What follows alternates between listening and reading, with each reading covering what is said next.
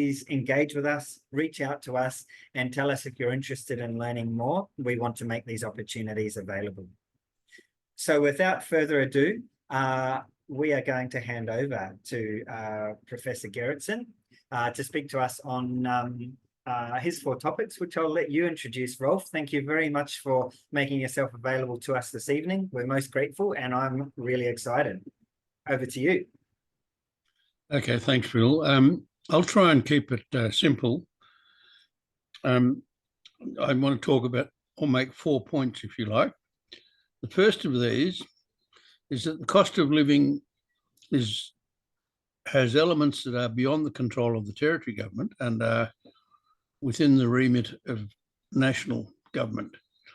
And the point I'm making here is that Australia has an internationally unique industry concentration. Virtually every industry is controlled by a cartel of major players. And I mean, we can readily think about the supermarkets. I mean, essentially it's Coles and Woolworths. And they've been in the news a bit lately, record profits, false discounts, and they've also actively engaged in anti-competitive behaviour by buying up real estate around the place to prevent competitors from locating near them. So the industry concentration occurs right across banks, virtually every sector. I mean, if you go to Palmerston, and I mean, I haven't been to Palmerston in 5 or 6 years, but you see 2 chemists in the mall there, and you think, oh, that's a competitive situation. You'd probably be surprised to find that both pharmacies are owned by the one company, and that the chemists, if you like, are just franchisees, because the pharmaceuticals or pharmacy sector is also heavily controlled. And this goes right through everything. I mean, we've seen Coles and Woolworths predatory behaviour with not just consumers, but also their suppliers. And this, we see it as Territorians, for instance. We pay handsomely high prices to get on an aeroplane. And that is partly because of the unequal duopoly that dominates the industry, and activities by those airlines, or particularly Qantas, to restrict competition. I speak most heartfelt fashion about this because I flew to Canberra last week to attend a conference, and Qantas lost my luggage. So the second point I would make is that part of the cost of living pressures and why cost of living is higher in Darwin than, say, in comparable cities has to do with our demography and the impact that has on our cost of living. Now, put simply, Darwin, but the territory generally, apart from the Aboriginal population, has a fairly high degree of churn of population. And we get the people who are leaving are older than the people who are coming. We have artificial mechanisms designed to keep people here, like the regional visas that operate through immigration. But the population churn is partly because people come to the territory as what the demographers call escalator migrants. So they come to get a better job than they could get where they come from. And you'll see this classically illustrated in Darwin, and Alice for that matter. The number of journalists in the ABC whose first job is at the ABC, and who leave then after 2 or 3 years to get a job at somewhere better. So what we have is youngish people, well, they're getting slightly older, but youngish people coming to get jobs that are slightly better than they would get wherever they came from.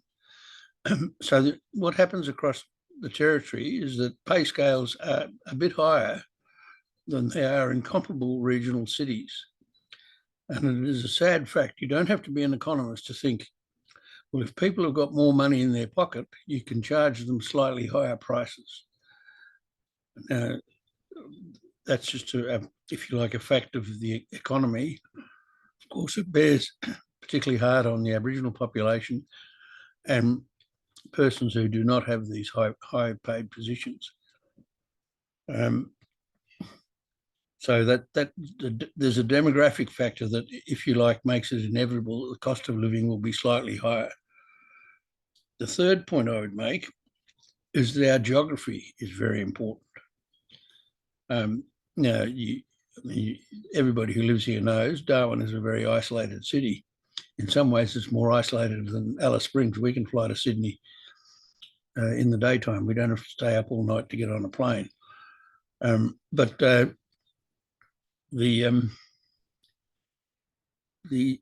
geography in that sense also affects things like our high transport costs, which again feeds into the cost of living.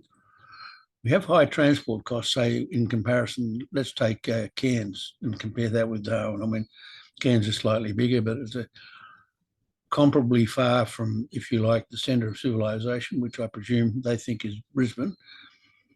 But if you are running a truck full of goods up the Queensland coast, there are half a dozen cities on the way. So it's a very different transport proposition. And it is likely that the trucks, as they return from Cairns, will have something in them, and so therefore they will make more money, and therefore can keep the prices lower.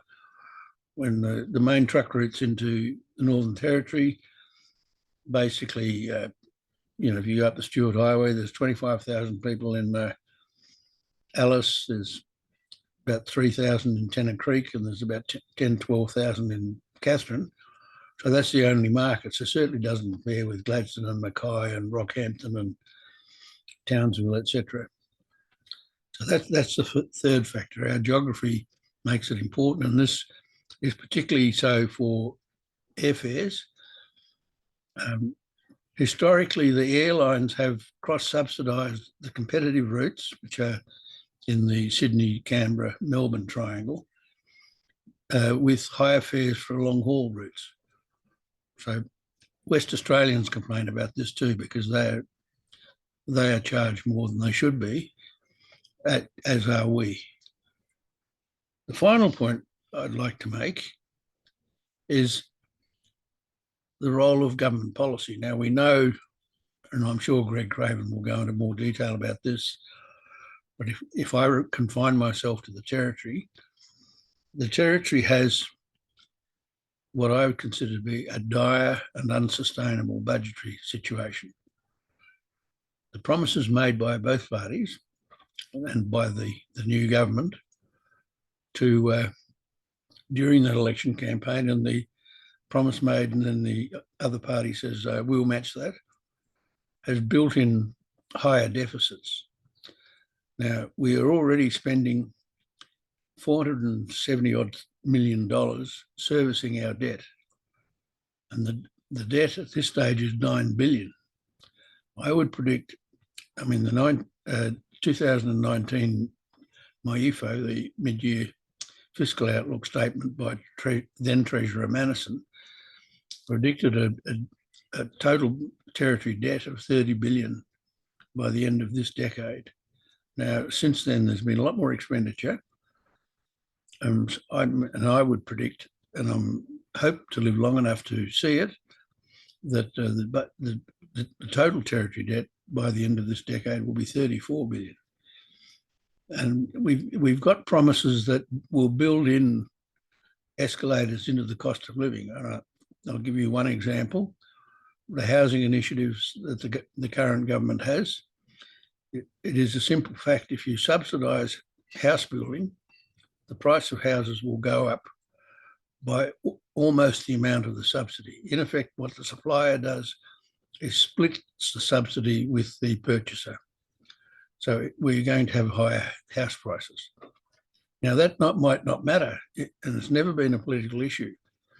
During the NTCOSS build-up, our house prices were the second highest in Australia, just behind Sydney and well ahead of Perth. And that was, of course, because of huge demand.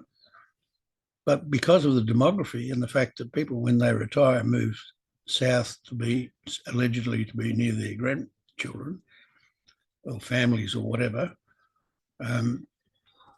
means that higher house prices in Darwin has never been a political issue, because there is no constituency to say we need cheap, affordable housing if people are going to come to the Territory. And I'll give you one final example of the sorts of problems that face us. Now, nationally, we're going to have pressure on electricity generation because the international price of gas is going up. Now, in the Territory, we're in a worse situation because the previous supplier, NEI from the Blacktip field, has been unable to meet its contracted supply of gas for the last 2 or 3 years. And so the Territory government has been forced to buy gas on the spot market, which is cheaper than long-term, more expensive than long-term contract supply. And that's one of the reasons, of course, they're pushing for fracking in the Beetaloo. It's not to resurrect the economy, it's to get them out of a hole with the electricity supply, because if you'll note in its annual report, the gas and fuel mentioned that it made, I think it was $9 million loss last year.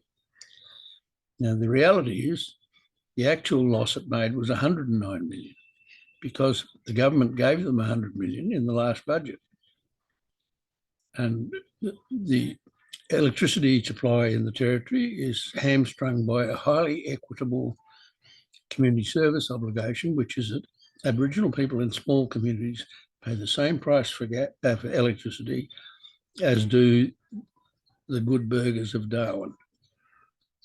If we keep that CSO and there is no equity or moral grounds for removing it, the price of electricity is going to go through the roof in the coming years, because the power and water will have to either increase the prices dramatically or start suffering dramatic losses. So for all of those reasons, I think the cost of pressure in Darwin will increase, irrespective of what the Reserve Bank does with interest rates. And part of the reason for the cost of living going up is ill-advised government policies. And that here endeth the sermon.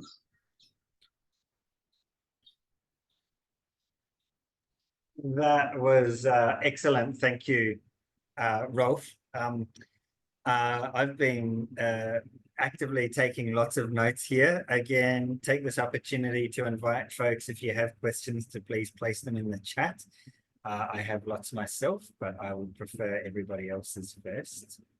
Well done on framing it in those 4 points. We will also look to summarize that for participants, your 4 points, Rolf, because I think there's lots of food for thought there for contemplation and Christmas lunch conversations. I will now hand it over to Mollie from the NT Council of Social Services to speak on how the cost of living is affecting Territorians, those doing it tough, and also speak to some excellent fact sheets that you've put together on food, housing and transport costs here in the Territory. Over to you, Mollie. Hi, thank you, Phil, and everyone for having me, and thank you, Rolf, as well. That was very informative. I've also been taking lots of notes. I just have a couple of slides to keep myself on track, so I'll just get them up. And let me know if there's any issues with any of that. But yes, thank you for having me. As Phil said, I work with NTCOSS. So for those of you who aren't as familiar with our work, NTCOSS is the peak body for the social and community service sector here in the NT. So we advocate for and on behalf of community service, social service organisations, and that ranges, from tiny charities that are volunteer run to, massive NGOs who run services across the Territory. And our focus is on advocating for policy solutions that will make a difference to those who are most in need in our community. And it's with that lens that we produce our cost of living fact sheets. We've been producing them for many years, and the intention behind them is to provide and build an evidence base as to the cost of living in the territory, and track those trends over time, and also as a tool for us to develop our own policy asks, and as a resource that is hopefully helpful for other people in their advocacy and learning, I guess. So it's great to be here sharing it with you all. I won't go through the full fact sheets, but I put a link there if people do want to read further, and I've also put my contact details because I'm happy to chat more, and 10 minutes isn't very long, so I've just pulled a couple of little things. And I also can't see the time now on my computer now that I'm sharing my screen, so Phil, just like yell if I'm going over. So yeah, I guess the story that comes out very strongly a lot of the time, but particularly strongly in our latest round of fact sheets that I'm sure is of no surprise to any of you, and Rolf actually touched on a little bit earlier, is that people in remote areas face significantly higher costs than the rest of the territory. And some examples that I've pulled here are around food and transport. So the food data that you see there is from the NT government's market basket survey. So what that is they basically go around collecting data on the same basket of food across different stores and comparing it, and that basket is designed to feed a family of 6 for 2 weeks. And it is over $1,000 on average across the territory, over $1,000 in remote stores, which is 40% more than in district centre supermarkets. So your Woolies and your Coles in Darwin, Katherine, Alice Springs, etc., which is still not cheap at $700 something, but significantly less. And a similar story repeats with fuel. The further out you go, the more expensive it is. And that's, of course, a nice little catch-22, that you also have longer distances to drive, so you need longer fuel. And the point I want to make here as well is that, we can look at food and transport and, our housing, and for the sake of, a fact sheet, we separate those out. But the reality of life is that those costs are all, they all compound and interact in ways that, cannot be overstated for their impact on people. If you're having to travel into town for, essential services, as is often the case, you're paying for that fuel. If you, make that trip to get the cheaper food, which may equal out the fuel, maybe just, but then, some of our other work looks at energy hardship and the phenomenally high rate of disconnections. So people going without power for really significant amounts of time. So, you go, you stock up bulk for cheap, or cheaper, make it more affordable. You're trying to store it all, and then your power goes out for, in Alice Springs, the average on the latest data is 6 hours every week. Your fridge goes off, you lose that food. And so, yeah, these are just a few, I guess, snapshots into how those things interact and make it a lot tougher for people. And yeah, I guess our work, while the cost of living affects everyone of all different income levels, and the increases we've seen lately, affecting people across the board in very different life circumstances, but we focus our work in on the people who are struggling the most. And so that's generally people who are, on a fixed wage or not on a wage at all, things like income support recipients, people on job seeker pensions, on Centrelink, basically, is generally the people who are going to struggle the most and don't have that, they don't have that flexibility in the budget and the increasing, possibility of increasing wages to counteract the increasing costs. So in that vein, I have a couple of our key recommendations here. And again, there's a heap more in the fact sheets, but a couple of the really cross-cutting key recommendations that we have, I've separated them here for levels of government. And like I think Rolf said, these are policy solutions that governments can do they are making choices about how they, what they enact, what programs, what policies, and these are things that I say governments could easily do. Easily may be a contentious word to governments, and yeah, as Rolf introduced as well, in the budget positions governments are at, what we say is that, these are things that you can do. There are policy levers for this. You have this governments have this in their power to do, and that targeting support and targeting solutions will give you more bang for your buck, so targeting your efforts on supporting people to those who are in the most need is going to have more of an impact than giving, blanket cost of living relief. So yeah, our recommendations there are about raising the rate of job seeker. It is currently $56 a day, and that is abysmally low and not enough for people to afford the basic costs of living. So we urge the government to increase that to at least $82 a day, which is in line with the pension. And the other one around remote area allowance. So remote area allowance is a small additional payment that people who are on Centrelink get if they live in remote areas, so the whole of the NT.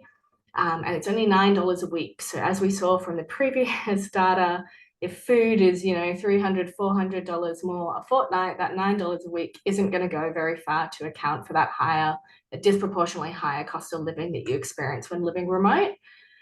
So we are asking for that to be increased to properly account for those higher costs. And that's a way that would have a really direct impact and really target those who need it the most and experience those higher costs.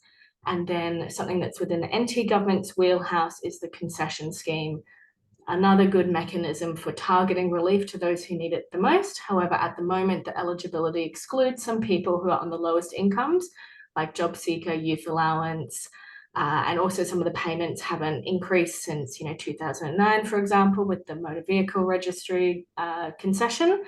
So it hasn't kept pace with those rising costs and isn't providing the relief that it once did and that it was intended to do. So we ask for that to be raised at the very least in line with indexation to keep pace with the real cost of real value. Yeah, so that's a real whirlwind of lots of the data that's in those fact sheets, and yeah, some of our key asks, and I hope that gives a little bit of an insight into what people are facing and some of the solutions that could be enacted by our various levels of government. I'll hand back to you, Phil. I hope that was on time.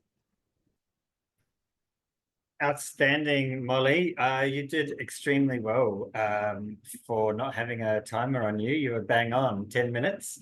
It is important to us here at Voices of the Top End that we honour and respect people's time. If you haven't participated in a kitchen table conversation, we also do it there. They are 90-minute conversations where we seek your input on what issues and concerns you have. What good political representation looks like to you, what you love and value about your community, and what we learn from these kitchen table conversations also informs a lot of the webinars that we will be continuing to run next year and over coming years as we seek better political representation on these issues. That is 90 minutes strictly, and we invite you to participate.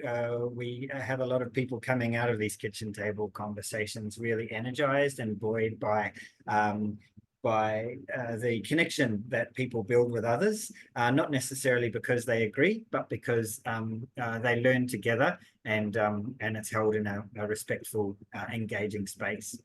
Our last speaker that I will throw over to in just a moment is Greg Jerricho from the Australia Institute. The Australia Institute also value evidence-based decision-making. They put together a lot of excellent research that organisations like ours highly value, and that we are looking to make available to decision makers here in the Northern Territory, at least those who value evidence-based decision-making. I'll leave that over to the audience to determine whether that happens currently or not. But the community independent movement, because it's grounded in evidence-based decision-making, looks to institutes like the Australia Institute to inform good public policy. So without further ado, I hand it over to Greg to speak on federal levers and federal government responses to these issues. Over to you, Greg.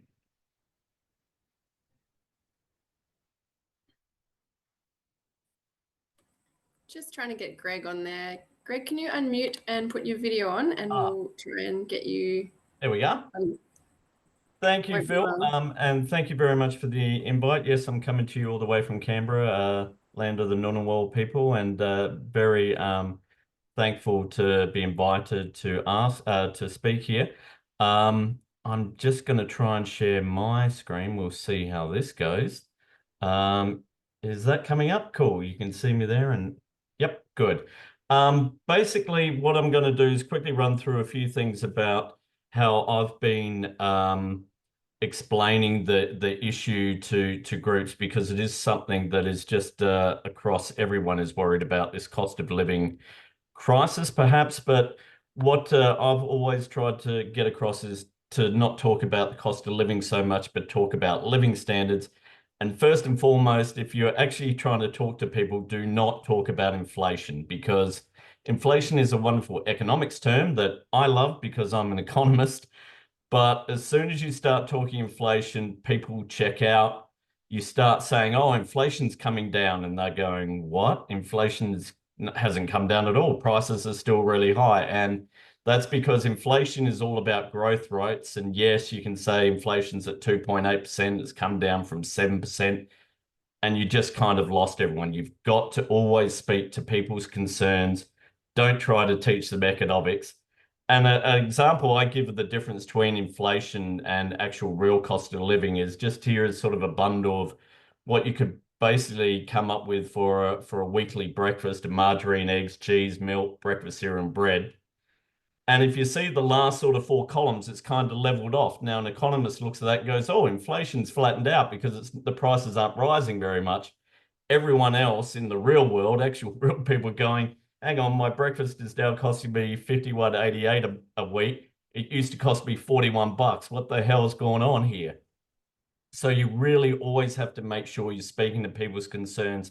And I really loved what Mollie did beforehand, where she was talking about the different prices in regional and in the Darwin areas, because this is another thing that people probably don't know about inflation. When you hear the CPI and all that, they're only measuring capital cities. If you live in Alice Springs, if you live in a country area, or even in Queensland, somewhere like Cairns, or in South Australia, somewhere like Whyalla, your prices are not being counted. They only count Brisbane, Sydney, Adelaide, Canberra, Darwin, Perth, and Hobart and Melbourne. You know, they don't care really about the regional areas, but we know that big difference between the prices in regional areas. So if you're talking inflation to them, you're really speaking a different language, and you've lost your audience. So you've always got to think about prices and what is actually happening to them. But don't just think about prices, because as soon as you talk about that, then kind of the solutions from all politicians and economists will be, oh, we've got prices under control. They're not going up so much. But you're like, my living standards haven't improved. And that's because you got to think about wages. And to give an example of just how badly things are, I like comparing us to where we were sort of prior to the start of the pandemic in December 2019. And what this chart is your wage growth, average wage growth, but taking away inflation. So if wages go up 3% in a year and prices go up 3%, well, then you haven't really had a wage increase at all. You're still able to buy the same amount of stuff you could a year ago. But what's happened over the past 5 years is everyone's real wages have gone down. We're buying less stuff. And in the Northern Territory, it's worse than just about anywhere. Basically, what this chart says is you're able to, with your average wage, you're now buying 5.5% less stuff with your wage than you could with a wage back at the end of 2019. If you look at the breakdowns, private sector, not too bad in the Northern Territory. But we know in the Northern Territory, you got to think about the public sector. 30% of Northern Territorians work in the public sector. That's double the national average of 15. So the public sector is crucial.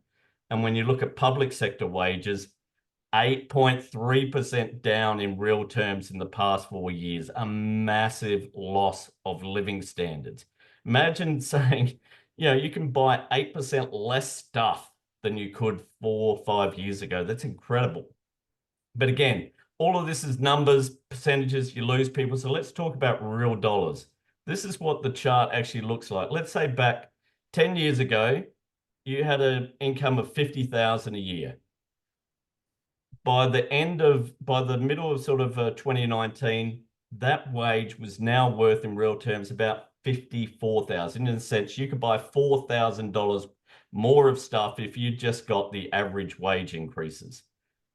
But in 2 years, that got wiped out, and you were back in the middle of 2023 with a wage of around 50,000. In other words, in June 2023, you could buy about the same amount of stuff as you could 9 years earlier. Your living standard hadn't improved at all. They've started going up a little bit, but it's a long way back. And to just extrapolate, if we go from where we were middle last year to where we are now, it'll take us till the end of 2030 to get back to where we were in March 2019.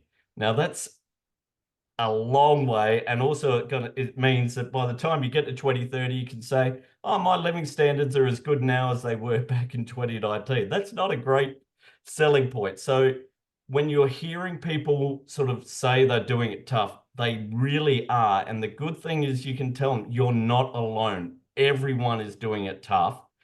Don't feel like it's they're an aberration or they've been hard done by. You can say, we know that everyone's doing it tough. We need big solutions. Now, whenever we're talking national solutions, it always comes to mining in Northern Territory.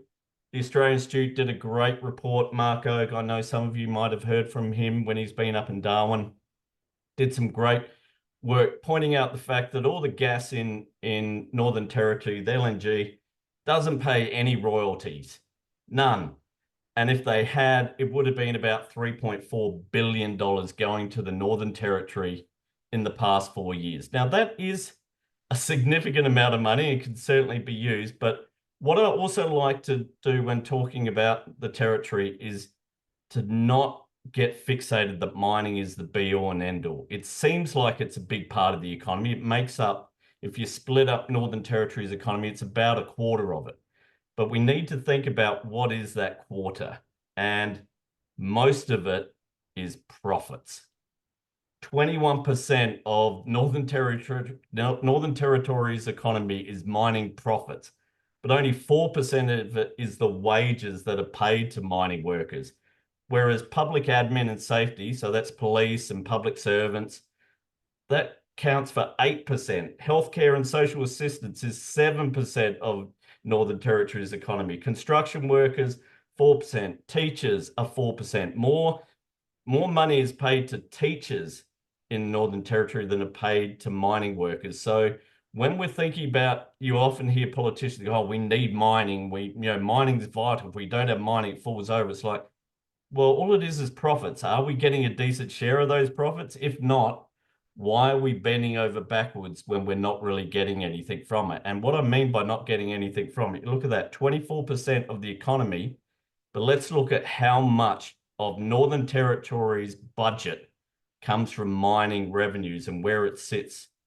And you see there, 2.5% of Northern Territory's revenue comes from mining, almost as much as comes from gambling taxes and motor vehicle registrations combined, which is a pretty shocking thing when you think about who's paying those gambling taxes and who's paying the motor vehicle regos and the size of the profit of the mining company. So clearly there needs to be work done to try and get the miners to pay a fair share, but we also need to think about, okay, let's not get fixated on that. Other things in the economy are really important as well. And so I'd just like to end some of the strategies, don't fixate on cost of living and talk about prices, but also crucially talk about wages, things like making sure minimum wages are increased. And that's where a lot of pressure always needs to be done at the federal sector. As Mollie was pointing out, we got to raise the rate. It is so vital. People are living in poverty, on unemployment, and it's purposefully done. The Reserve Bank wants there to be about 4.5% of the population of workers unemployed, and yet they are content with them living in poverty. That's terrible. Don't get fixated and don't think we need to bend over backwards to keep Northern Territory mining in Northern Territory, or the economy will collapse. It won't. But we need to make sure mining does pay its fair share so that we can do things like raise the rate, so we can help fund the important work that is in the Northern Territory. Northern Territory, incredibly unique, vital for defence. It's protecting our north, all the vital areas and cultures and regions. These are things that deserve to be protected, deserve to be worked on, deserve to be valued.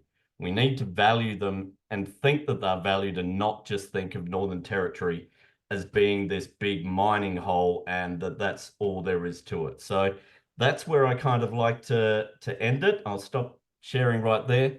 And I went 54 seconds over. Sorry, Phil. But yeah, basically they're kind of my sort of strategies and my big, quick Cook's tour, as we say, of the Northern Territory economy and all these issues that we have. Outstanding. Thanks, Greg, and thank you to all of our speakers for honouring and respecting everybody's time, and for being so expert at keeping to timeframes here. That means we've got a great opportunity to hear from our audience and take any questions and comments. I have a couple here, but perhaps if I can throw it over to anybody who'd like to put up their hand to ask a question of one of our experts. We invite you to do that, and I will try to monitor that here myself. We will be making this recording available via email to anybody who has registered and participated in this evening. And we'll also be making that available via socials, I believe, as well. So, and Phil, I'll yep. send you my PowerPoint slides so you can send them out to whoever you want. I really appreciate that. Thanks very much, Greg. One of the things that comes to mind for me is around what does work here. We are interested in getting better representation on a lot of these issues. We have a theory of change at Voices of the Top End on how to do that. But I would like to ask each of you, in terms of a call to action for our audience, if there were 1 to 3 things that our audience could do to affect change or to shift the dial on some of these issues, what would they be? If I can start with you, Rolf, as an invitation to the audience, what would you suggest? Well, I'd pick up Greg's point, and his point actually gets worse, because at the end of the decade, Groot and Nhulunbuy, the mines there will close down. So we won't have any large mines apart from the gold out on the Tanami. There are, in the background, there is a lot of pressure, for instance, on the Nolans Bore project, which is a rare earths project. The Australian government has kicked in, I think, $750 million to them. And my guess would be that, given recent developments with China refusing to send rare earths to the United States, that the Americans will get more active in the mining process in Australia. But Greg's perfectly right. Mining is a cul-de-sac, because if his figures don't show, but half those wages that go to mine workers go to FIFO workers. I mean, Groot is essentially a sub-region of Cairns. And the people who do the maintenance on the machines and half the miners come from Queensland. So we're, from the mining point of view, we're a hinterland. If there's money to be made from the engineering and construction and all that, it goes to Perth. So mining is not a profitable industry for the territory. And yet, as Greg said, everybody says, you know, it's a saviour and we've got to have it, etc., etc. I would go, there are possible, the problem is there is no dramatic transformative proposal that we could have that would, if you like, transform the territory economy.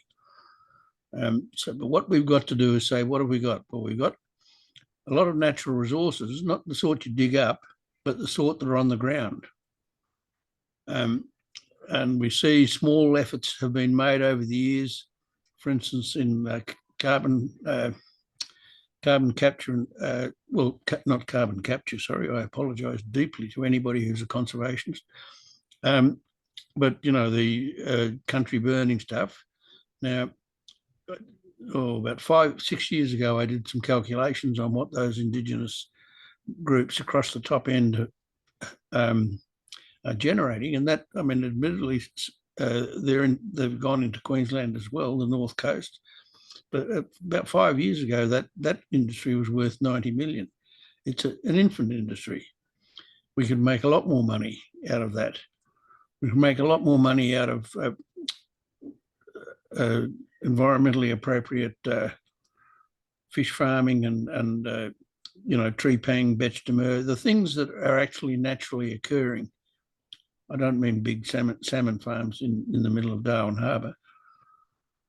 So Professor, Professor, may I ask, as given I'm assuming not many of the participants are mining company owners, as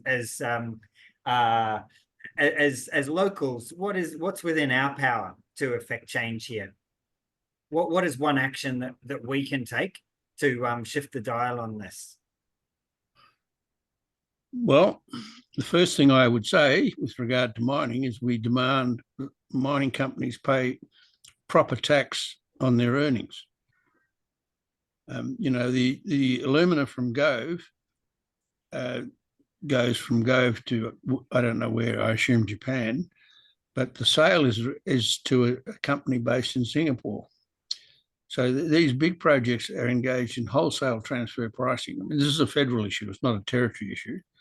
But we could be part of the pressure on the federal government to say, we want a proper tax regime. I mean, you and I and other PAYE earners are paying our fair share of tax.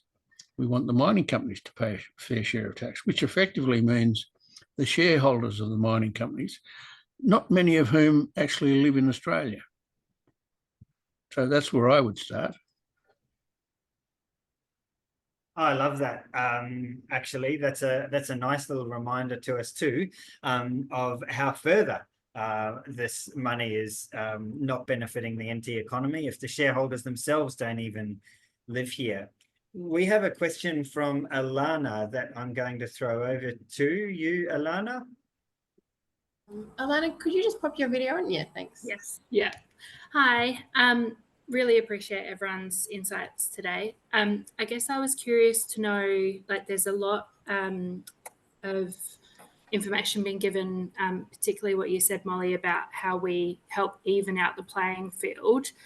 But given that we do live in a capitalist society, I was just wondering, like, is there either other states in Australia or other countries who are getting this right and have a more equitable way of approaching, I guess, the economy and, that makes it easier for general people to just get along? Like, is there someone that we can learn from?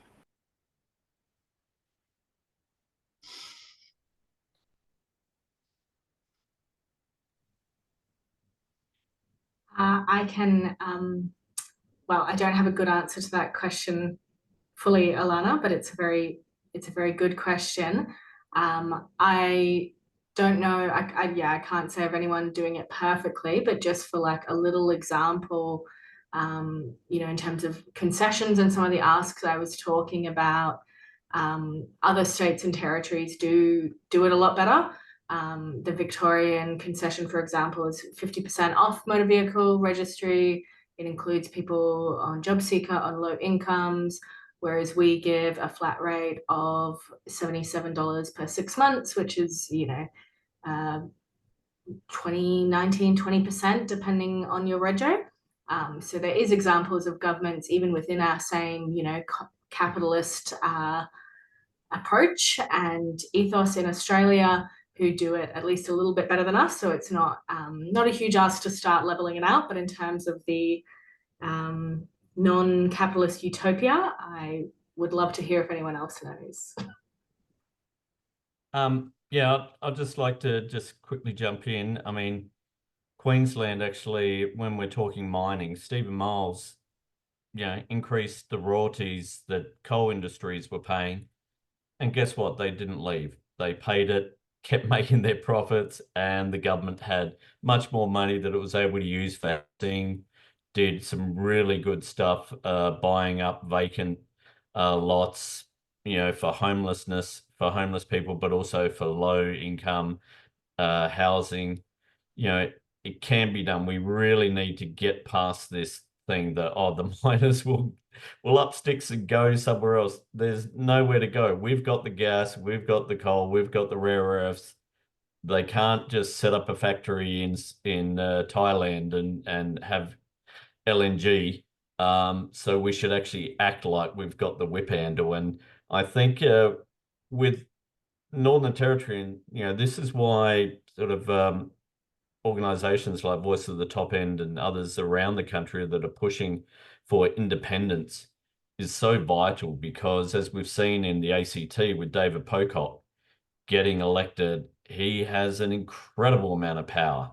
And the likelihood is that the next election, whoever wins, probably is going to be a minority government in both houses as well. I mean, we've basically got a minority government in the Senate, and no one ever talks about it as a minority government, but it basically is.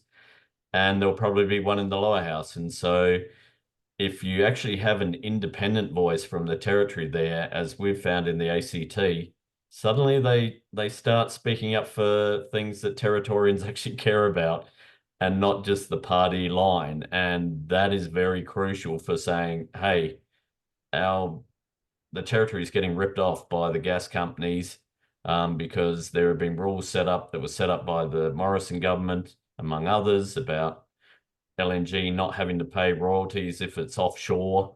If it's onshore, it doesn't have to pay a petroleum resources rent tax. You know, it's all been set up and rigged. And I think there's this real sense you can look to Queensland, what they did, and say, hey, okay, Stephen Miles lost the election, but that was more because they'd been in power for, what, 15 years, and everyone was just sick of them, as they always get of governments. But he was able to show that, hey, you can say to the mining companies, you're going to pay more, and they pay it because they're not going to leave. They're making such profits that they can afford to do it. And that money can be used very much to help, you know, the community in really good and important ways. So I think that's a nice example where we can look to kind of some solutions. I love it. Thanks, Greg. Solutions focus is what we are all about. We suggest that there is perhaps a correlation between the political donations, others may call them bribes, that political parties receive from many of these companies that make a lot of these profits without having to return tax or royalties back to governments, and that may be a factor in all of this. I will wrap up now and just throw it over to, I think, Kath, who's going to just pop a wee participant survey in the chat and an email address for you to contact us and reach out to us. We ask you to please share your views. And I understand that participant survey is anonymous. I would like to thank everybody tonight for your curiosity in particular. It is through curiosity that we learn and that we affect change. I would like to thank our speakers for giving up their evenings in pursuit of knowledge and wisdom and also change on these issues that matter. And I would also like to thank fellow volunteers and supporters from Voices of the Top End, all of whom are volunteers, and there's an increasing number of people dedicating their time and energy and thought and passion to getting better outcomes for our communities. I'm not sure if this quote can be attributed to any one person in particular, but there is one measure of a healthy society, and that is the way that it treats its most vulnerable. A legitimate question perhaps for all of us to ask ourselves and our political representatives is the way that we are treating our most vulnerable something that we can be proud of? Calls to action for all of us tonight are to share what you've learned this evening over your Christmas lunches, over the ham and over the turkey. Please refer people to the wisdom of the NT Councillor of Social Services and Mollie from there, Professor Gerritsen, and the fact that we have an outstanding university in our own backyard here in the Northern Territory, and also the outstanding, invaluable work of the Australia Institute and Greg Jerricho. Please explore the cost of living policies of the major parties and other elected representatives and candidates. Make them accountable for addressing many of the issues you've heard tonight. Talk to your elected representatives about what you've learned, and also vote with your feet. We have a federal election coming up next year, and one effective way of getting change is to make representatives accountable by caring about these issues. Vote has often heard that Territorians want our representatives to find long-term solutions that address the root causes for cost of living. Again, it's not by chance that we find ourselves in this challenge. It is by design and by active decision-making on behalf of our representatives. We would argue that federal community-backed independent MPs are proposing bold changes. Many have done so, and including Allegra Spender, who recently saw input from her community and experts over the past 18 months. And 2 weeks ago, she released a green paper on tax reform, which everybody agrees, excuse me, is desperately needed. Oh, I wish I had a glass of water. But the major parties continue to avoid this tax reform. Can do a lot better. Please look out for any community independent candidates who may emerge, either here in the Northern Territory at the next federal election, or across the country. I understand that there are already 21 communities across Australia who have mobilized and become active and found somebody, not from a party, not from the behind the closed doors of political party decision-making rooms, but from amongst themselves by having active conversations with one another and identifying people within their communities who are prepared to stand on the issues that matter to communities rather than the interests of political party donors and corporate donors to those parties.